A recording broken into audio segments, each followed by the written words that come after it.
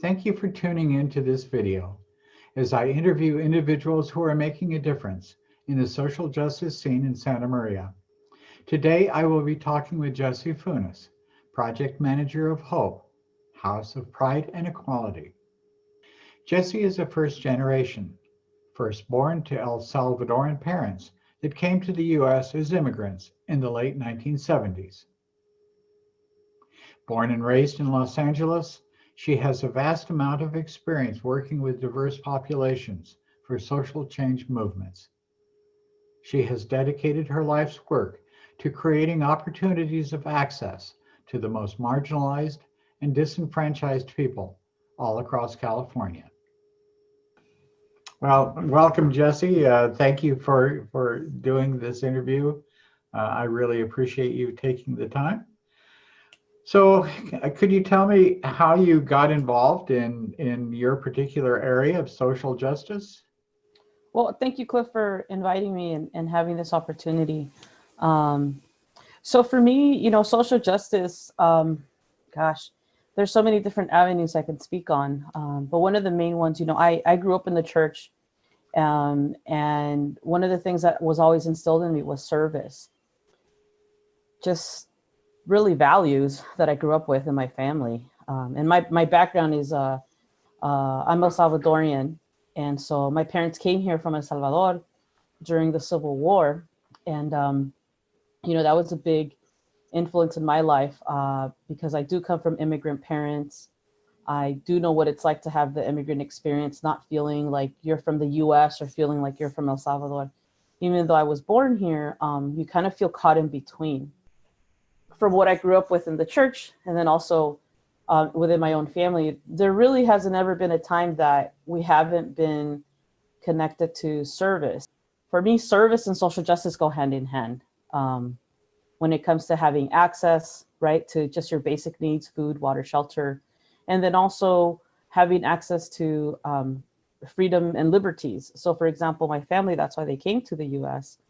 And my parents actually have something that's called survivor's guilt, which means they had a lot of friends and family, a lot of friends really, that, did not make it during the war. And so for me, I think they always tried to be very protective of not getting involved too politically or, protesting, anything like that, because they really feared since I was in high school that I would be killed or arrested.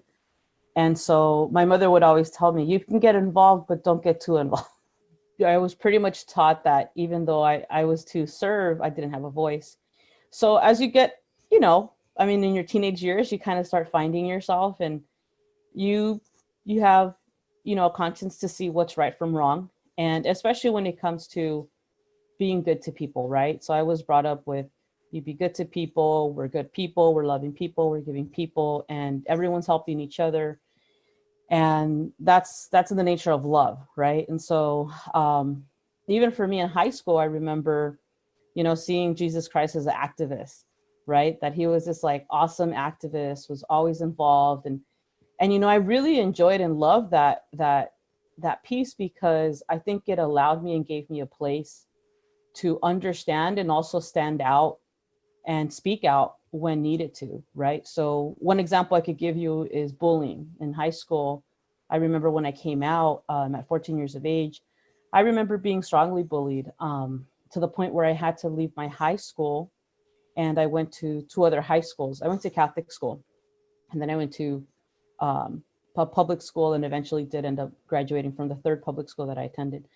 And so I think I got to the point where, I started to really understand more of, if God has given us this opportunity and has provided education and so forth, that the more we learn and to a sense evolve, we have to use that in action. And so for me, I started to get really involved in high school to protect LGBT students in the schools, right? Just like a person who's disabled or somebody who has a certain religion, like everyone's protected under the law. But when I went to school, LGBT people were not covered under the law. And so for example, the way that I was harassed and bullied at the Catholic school, I really couldn't sue the school because it wasn't federally funded. And for me, I thought that was really horrible because there were many young people that were being not only harassed and bullied and physically assaulted, but there was people that hated themselves so much that they thought, you know, being gay was wrong. And some people did not make it. They did take their own lives. And for me, I do remember now struggling with depression for probably the good 2 to 3 years of my life. And what really got me more into social justice work was really going to the root of the problem. And so whether that was around housing, or whether that was around, you know, making sure people had access to food, or making sure that, you know, we had laws in play. That's really what got me motivated, but also it wasn't necessarily per choice, right? It wasn't like a cause. It was more of, that's what I was actually living. And I think even till now, I'm going to be 40 pretty soon here in a couple of months. And I still think I'm part of a social justice movement. I'm still part of trying to get to the root causes of things so that we have a better life as humans, right? As loving and giving people. And I think these same issues and stories, right? People being ostracized. I learned all that in the church. You know, if I were to go back, I learned all these things and all these stories and scripture that talked about family and community. And maybe the word social justice was not said, but I mean, like I said, I think Jesus Christ was definitely somebody who was an activist and did fight for the people, and for people to not be ostracized. So for me, you know, social justice is not just personal, but also it's part of my everyday life. Everything from, you know, changing the status quo, and even from the way I look, right? Like I'm not your traditional stereotypical, you know, either woman, but at the same time, I am out. I am very proud to be gay, and sometimes I do identify, or I do let people know, depending on what circle I'm in, because I have to be safe. You know, being gender nonconforming or being two-spirited. Sometimes, just like Martin Luther King, people are killed when they're fighting for social justice as well, unfortunately. And we've seen that recently, right? In a lot of the protests, that peaceful protests. And so for me, social justice, I mean, I've been involved, I can say, my entire life. And I think now, as I've gotten older, I try to be in spaces and use the resources I have as best as I can, so that people can be free and not be criminalized, but also not be attacked. And you know, I mean, it's hard to say it, but it's the truth that, like right now, like undocumented people, you know, like it's a hard life to live for undocumented people right now, especially people who are, you know, scared, and it's just it's a horrible thing. And so when I started seeing these things, it totally reminded me of when I was a child, the fear that your family goes through. And also, you know, we have kids that are locked up or are in cages.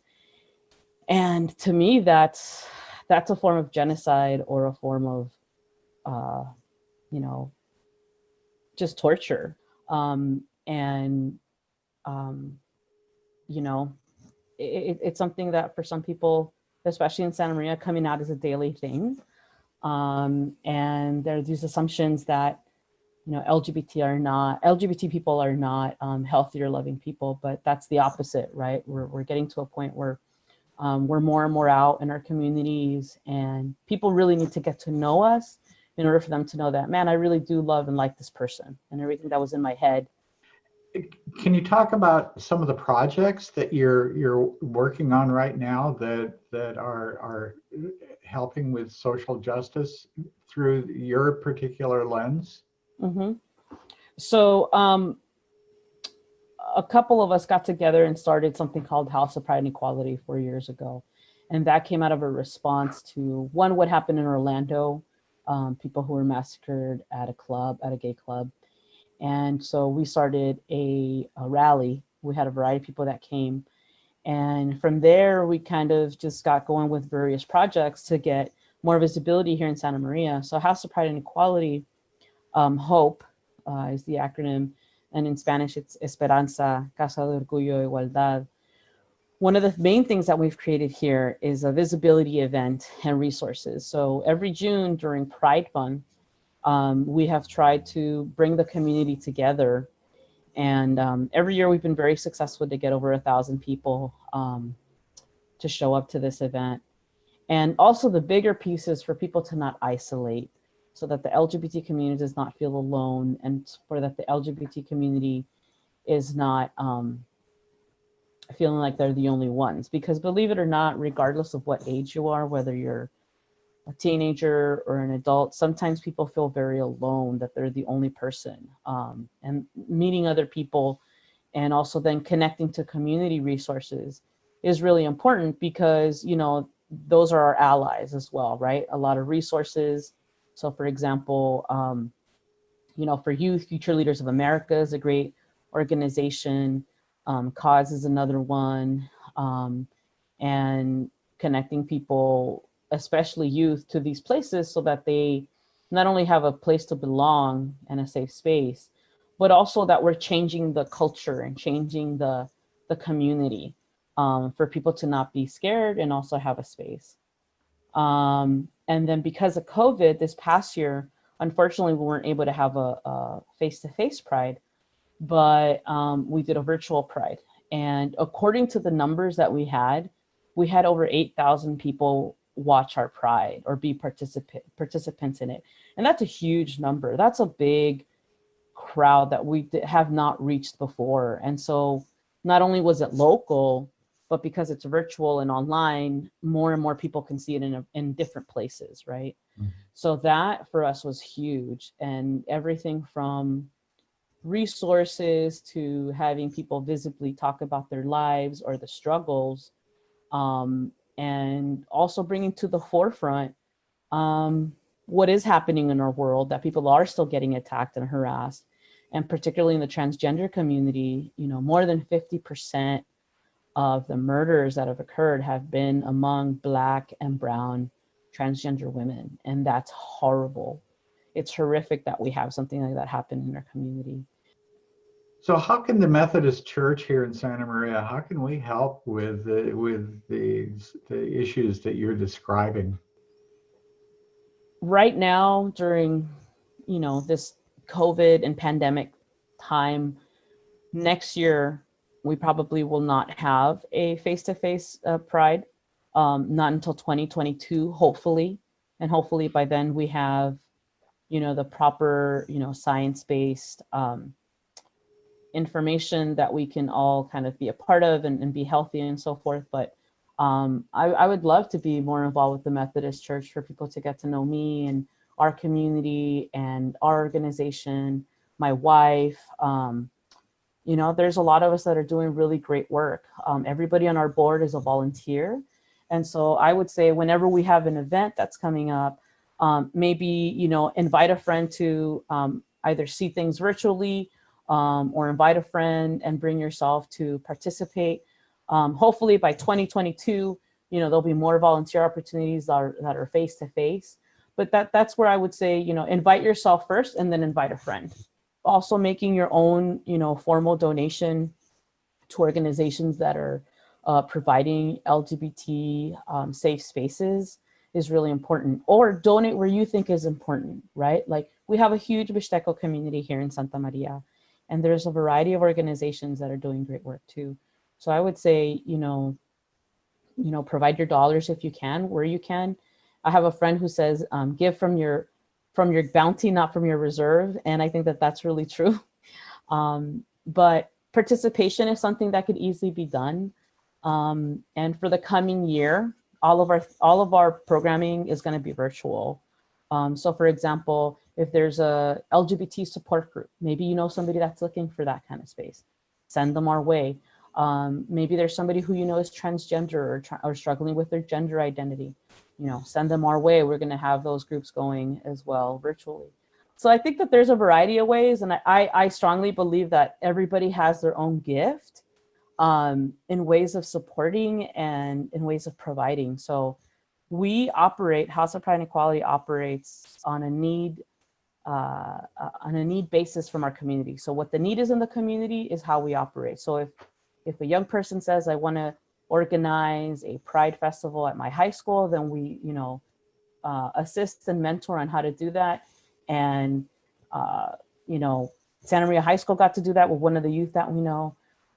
If a parent is trying to start or trying to connect with other parents, then we try to support them as well. So we're a need basis moving kind of organization, but we definitely try to focus a little bit more on, brown, indigenous people of color here in Santa Maria because of the population that's here. But of course, we work with everybody.